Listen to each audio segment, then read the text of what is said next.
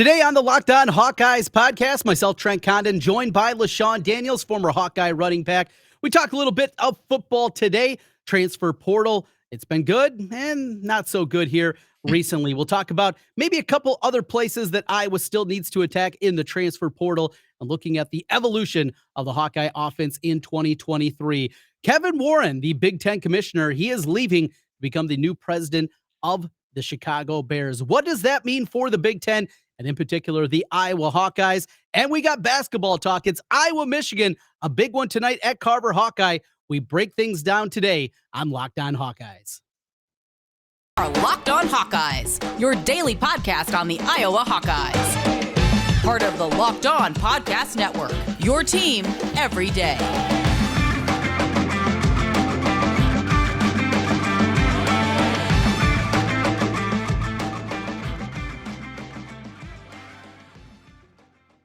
Welcome in. This is the Locked On Hawkeyes podcast. I'm Trent Condon, joined by former Hawkeye running back LeShun Daniels as we talk the world of Hawkeye athletics with you.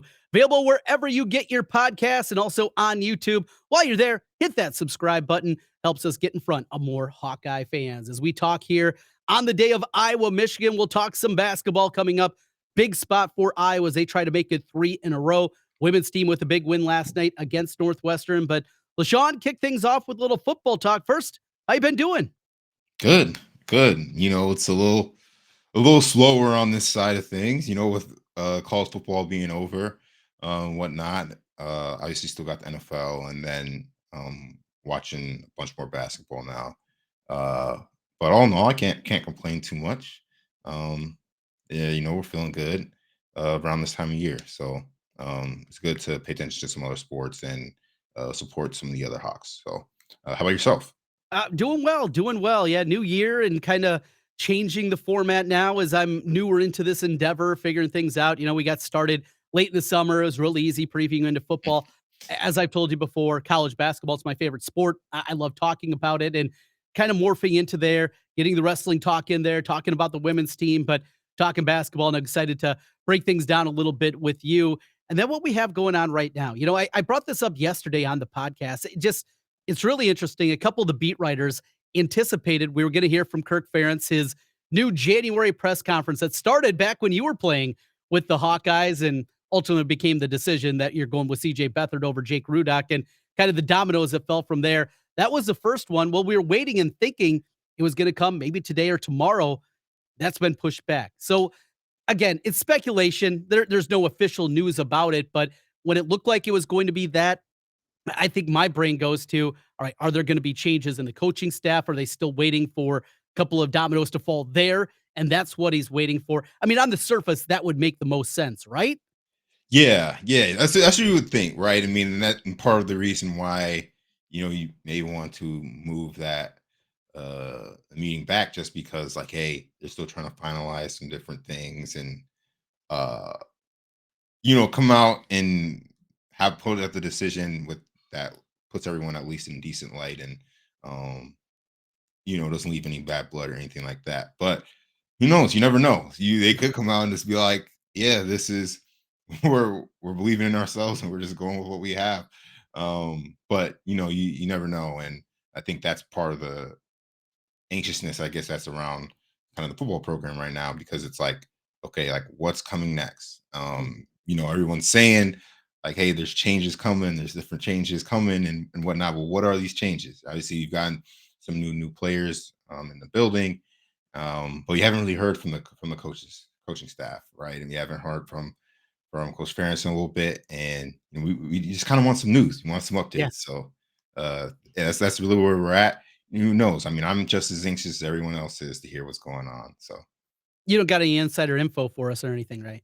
no, and if I did, I wouldn't leak it. I'll let them tell it all. All right. All Um, right. Well, you know, it's so interesting just watching this. And last year, you won 10 games. So you could get away with it. The offense a year ago was terrible back in 2021, but you got to the Big Ten championship game and hey, we won 10 games. You can play that card. And Kirk said in the spring, we're betting on ourselves. They weren't able to bet on themselves and win, though. It came up a loser this year, 130th in the country, a big step back. Take your first loss in years to Iowa State, take your first loss in years to Nebraska. The frustration of all of that was there, just being uncompetitive against Michigan and Ohio State. We know that change has to happen. Now, the theory would be we're getting better players. With the transfer portal, McNamara is going to be such a huge upgrade over Spencer Petras. And we've gone around and around in Spencer Petras. And not to deride the kid by any means, but he was frankly bad. He was a bad quarterback. I think it's safe to say that. And you're going to see a huge upgrade there. The offensive line can't be much worse than it was a year ago. Wide receiver, I know they're still searching. They got Seth Anderson coming in from the transfer portal. It comes down to you got the Jimmies and Joes, right? It's not the X's and O's. You got the players now that you can be. I guess that's the way that Kirk would probably sell it, right? Didn't have a full complement of players. We did the best that we could. Now that we have it, the excuses are done. I guess that's probably the way that you do it, right? Is that how it would be painted if there isn't any changes? Yeah, yeah, that would have to be the way. I mean, it's obviously they've made it a priority of where they need to attack in the portal, right? Where they got to get guys in, and it's clear. It's like, hey, we need offensive help. I mean, again, it's not a shock to anyone that this coaching staff knows that, hey, they need offensive help in general. And I mean, Coach Ferentz touched on it basically all football season, just like, Spencer doesn't have the support around him, et cetera, et cetera. And well, now obviously getting some players in, hitting basically on all the positions that need to be hit on: quarterback, receiver, offensive line, obviously added tight end, and just getting better skill guys around and getting those skill guys in the building, which is good. But now it's like, okay, he could paint it as, yeah, we just didn't have the horses last year, and now we've got some guys, and now we can be better than we were the previous year. But you never know. I feel like that the players, again, it's a big part of the equation, but it's not all the equation. And obviously we've seen from schematics, and just looking at the offense and how they ran the offense throughout the entire year, is that it's not just the players, it's a big part of it's the coaching as well. So yeah, it's gonna be a full effort, and it's obviously gonna take a lot of changes. Even if they don't make a change within the staff, they're gonna have to make some changes schematically or how they do different things, because obviously what you're doing really over the past couple of years, frankly, just hasn't been working. No, it hasn't. And, I've talked about here on the podcast about the numbers in the 6 years overall of the offense. And we remember the great moments, the Ohio State game in Kinnick and the Holiday Bowl against USC. But boy, if you do well at your job 2 days out of 6 years, most people wouldn't be around very long. You got the right last name, though. That certainly helps. And there's nobody that can tell me anything different. I mean, him being Kirk's son is a huge, huge factor here. It's the reason I didn't believe he should have become the offensive coordinator, because if we get to a point that we're at right now, the kind of person that Kirk is, how difficult it would be to make that decision, even when from the outside looking in, it's pretty easy. And not just us from an Iowa perspective, people on a regional perspective that looks at the Big Ten nationally look at this and say that it's untenable, yet here we are. It's going to be difficult. It's not going to be fun, but it's certainly something that needs to be looked at. And if it isn't a coaching staff change, you definitely have to change this offense and the way that it looks and the concepts of it. The passing routes, the trees. I continue to hear people talk about that and just the concepts that I was running. Yes, you can still be a physical team. You can still run the football and win in today's college football. Georgia does it with 22 5-star players on the roster, but the way that they do that is with physicality. Michigan, how has they won Big Ten titles the last 2 years? By being physical, but they're also evolving. It's not just the old school thinking, and your passing offense also has to adapt with that. And there's hope. It's not that Brian doesn't know offense. It's not that he doesn't know football. I just don't know if he knows how to completely put together what you're trying to do. And that passing offense is a big part of it here. The evolution of the running game, we've talked about it a lot. I want to see a change. To be frank, I want to see a change. But if it happens, I need to hear something tangible. If it is Kirk saying, and we're going to run it back, it can't just be that. Hey, we got better players coming in. We're excited about that. I want to hear what tangibly they're doing. Do you think Kirk would be willing to share that, though? It would probably just depend on the kind of mood he's in, honestly. I mean, I feel like he would, because at this point, everyone's kind of waiting for something. And it's not just us as fans or media, potential recruits as well. I think that's something that they want to hear. And the coaches can say all this stuff in your ear, when they're recruiting you. But it's, you actually believe what they're saying? Are they actually going to follow through with that? And um, that can be be a big choice on recruits and coming to the school. And you actually made a good point about Georgia, because you think about when Kirby Smart originally got to Georgia and how their offense was. It was nothing great. Like, it was just like typical kind of old school style of football. And really over the past few years, they've evolved from where they were at, and they've been able to create explosive plays. And when they have to get into shootouts of football games, they're able to win those football games. I mean, you look at the Ohio State game on New Year's Eve, and me personally, I didn't think like, hey, if they got into a shootout type football game with Ohio State, they weren't going to be able to pull it off. But as you can see, they were able to do that. And hey, it's because they realized where they were at back when they made the national championship game against Alabama back in, was that 2018 or 2017, and they weren't able to finish that out. Well, now they obviously took a deep look inside and was like, okay, how can we improve? And not necessarily saying that obviously Iowa's Georgia, you don't got 5-star recruits all over the football field, but you can make those changes from an offensive standpoint to help you make better use of the players that you do have and put together a better offensive product on the football field. Well, the transfer portal, we've talked about it a lot. Cade McNamara, Eric All coming in, Seth Anderson, 3 guys that have made their way there. Some disappointing news this week, and we'll talk about that portal a little bit. What Iowa still needs to do inside of it as we roll through here on the Locked On Hawkeyes podcast. Today's episode of the Locked On Hawkeyes podcast is brought to you by BetOnline. It's your number one source for sports betting information, stats, news, and analysis. You can get the latest odds and trends for every professional and amateur league out there.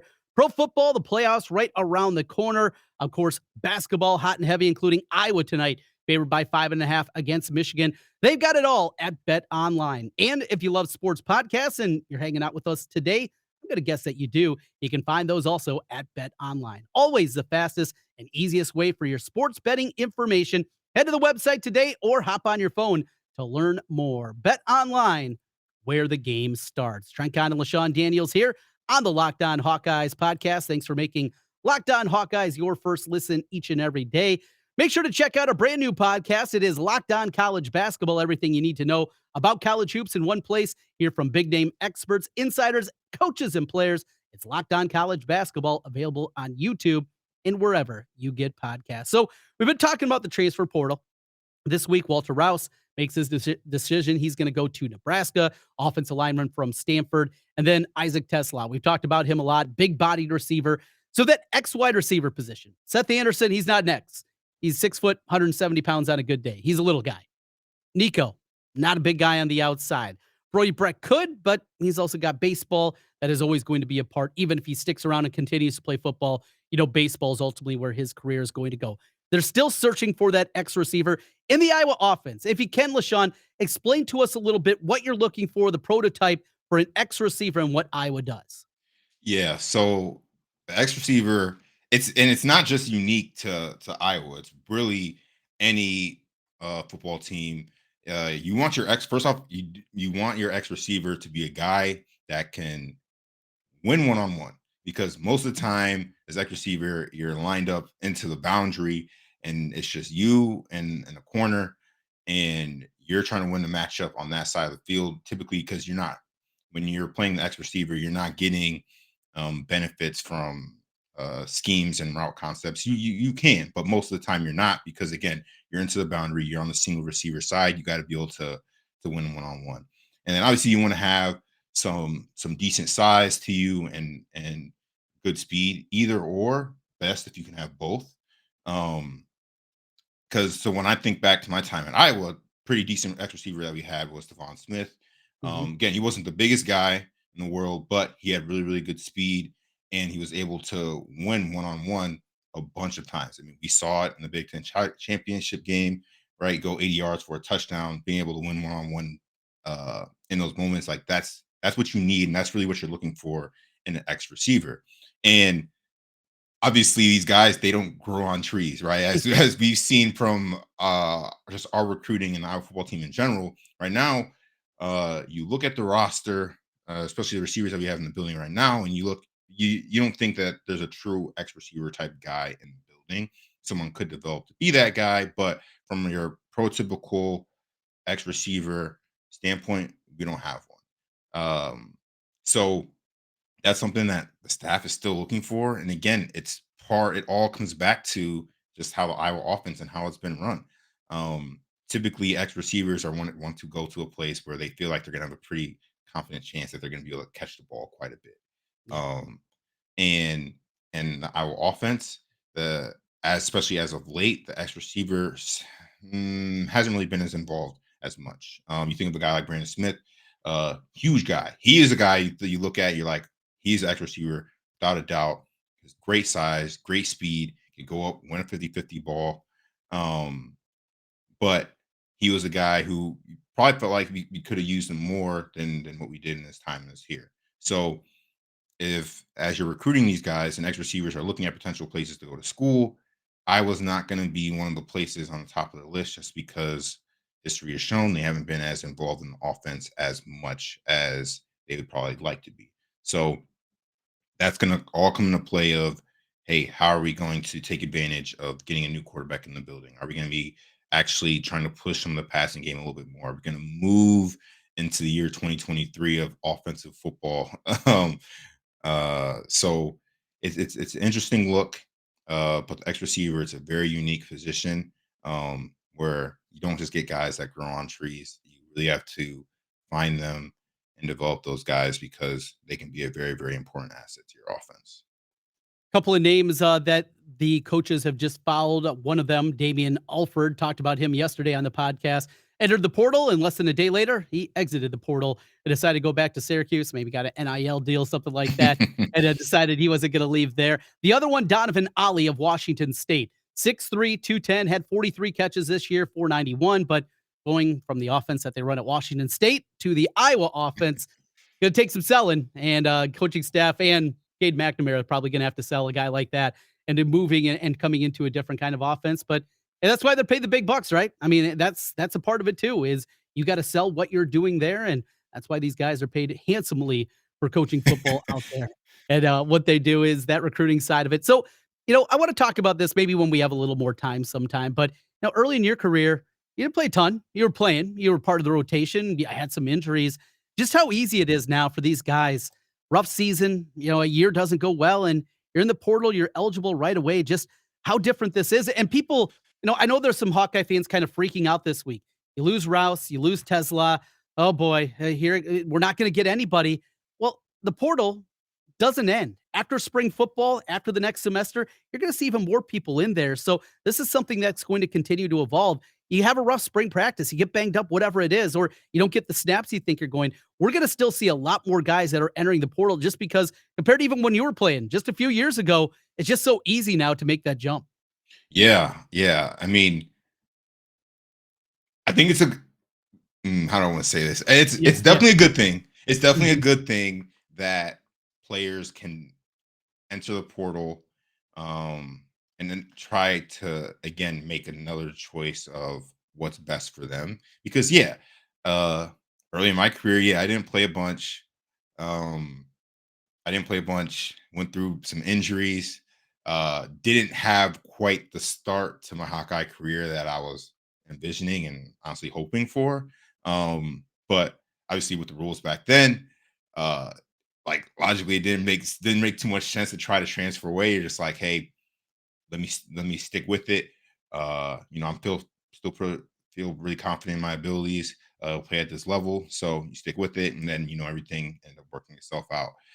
Nowadays, like there's a point where it's like, okay, you may not get the playing time that you were hoping for early in your career, but like it's still early in your career. You're young. Like not everyone's going to come into college football and just be a complete football player as a freshman or even a sophomore football player, because you're going against guys that have been in school, that have been at their university for years and years and have continued to develop. Like you're not the only guy on the team that's on scholarship. You're not the only guy that's got talent.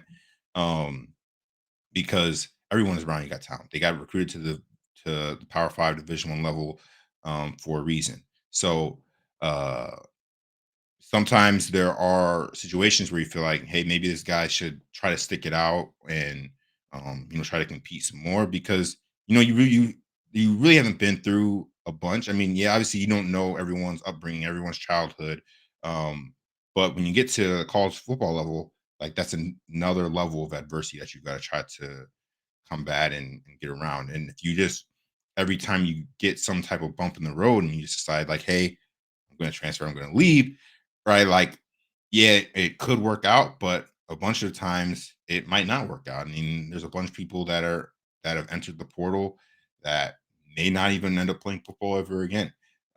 So it's an interesting situation, and you just kind of hope that the players make the best decisions for themselves, and that it Mhm. all ends up working out. But that's the college football is now, and you're just hoping that these kids are making the right decisions because of their needs and not necessarily just because where the NIL money is or whatever. So yeah, it's a lot different of a landscape now. I still do think it's a good thing that players can enter the portal and be eligible to play when they leave and get to the new school. But it's just something that's got to continue to be monitored. And from a fan's perspective, you can't get too attached to it. You can't be too upset about it. You just got to think of it, hey, it's another level of recruiting now. It's just Mhm. another level of recruiting.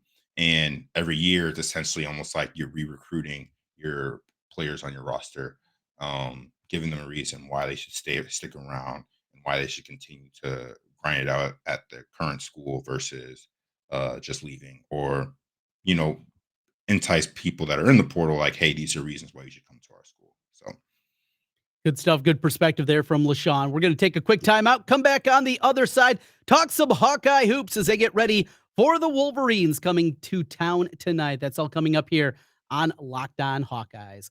Today's episode is brought to you by Built Bar. Looking for a delicious treat, but don't want all the fat and calories? Then you got to try a Built Bar. Just got through the holidays. I know my goal, working to eat a little healthier this year. You're like me, you want to eat healthier, but don't want to compromise taste.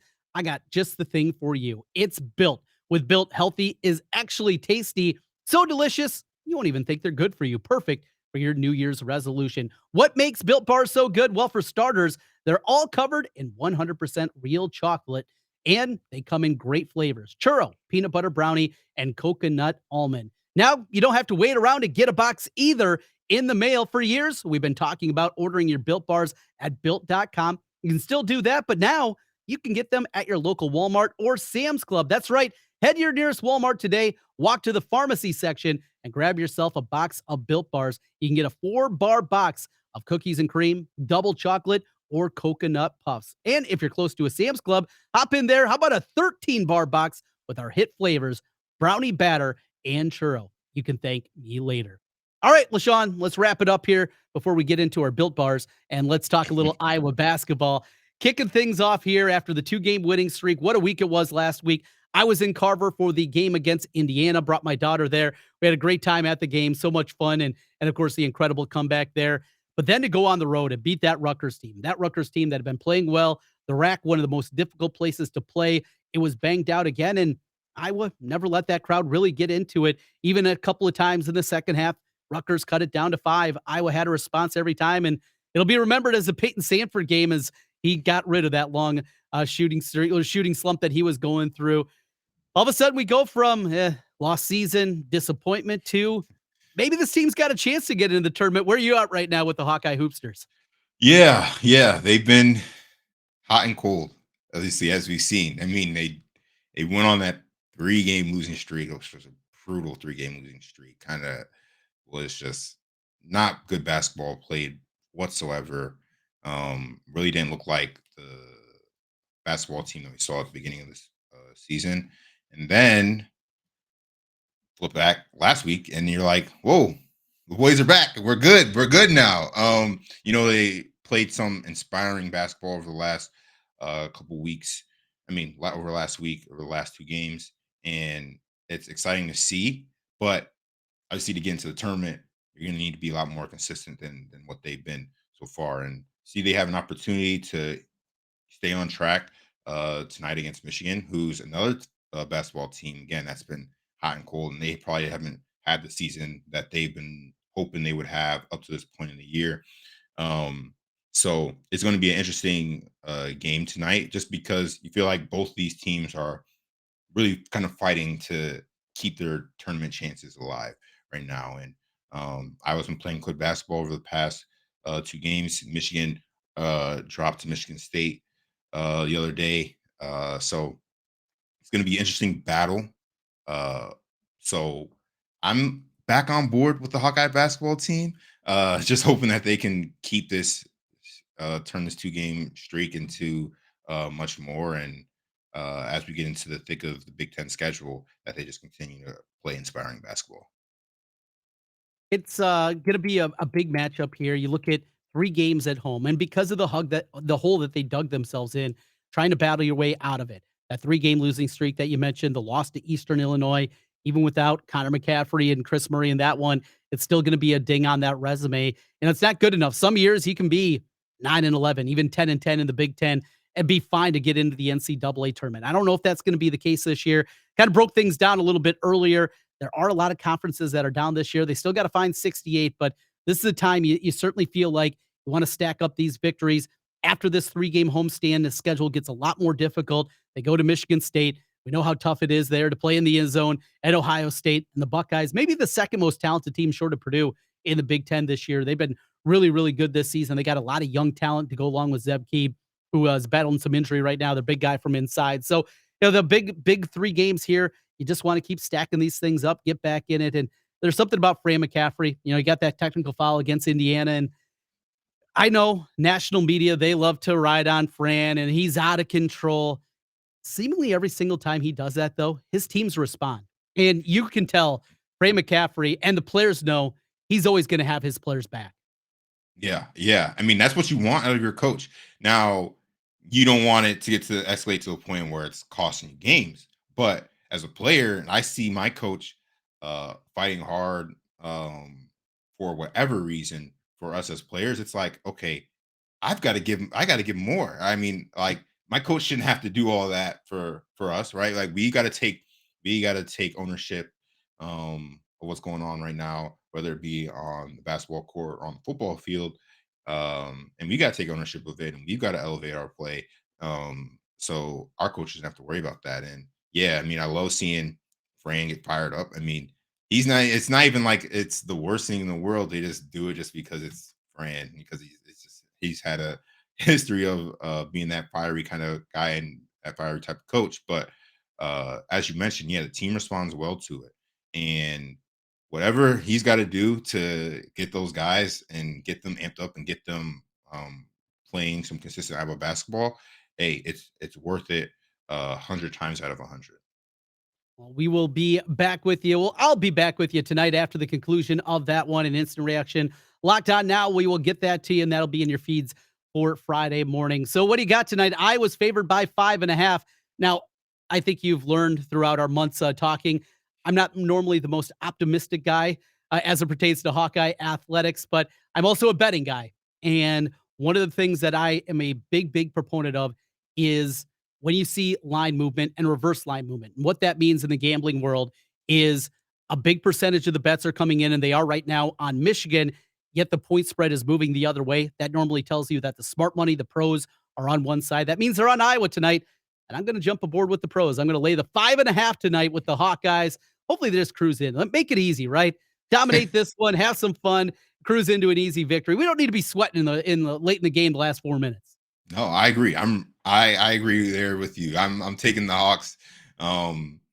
Michigan hasn't played too many away games this year. I think they might be like 2 away games the entire season so far. And hoping that the Iowa fans come out and make Carver a pretty good place to play tonight. So give me the Hawks. Hopefully they make it easy so I don't have to sweat the entire second half of the basketball game. They can just put it away, handle business, and continue rolling as they've looked over the last 2 weeks or last 2 games.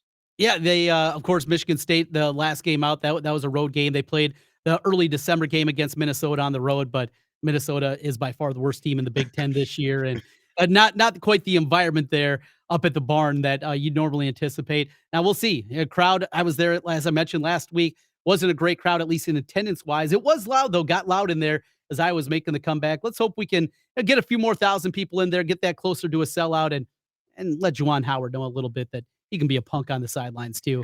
And get in his ear a little bit and have it be known. LeShun, hey, have a great weekend. Enjoy the game tonight. We'll talk again next week. Yes, sir. Go Hawks. Thanks for making Locked On Hawkeyes your first listen today. For your second listen, check out our brand new podcast, Locked On College Basketball.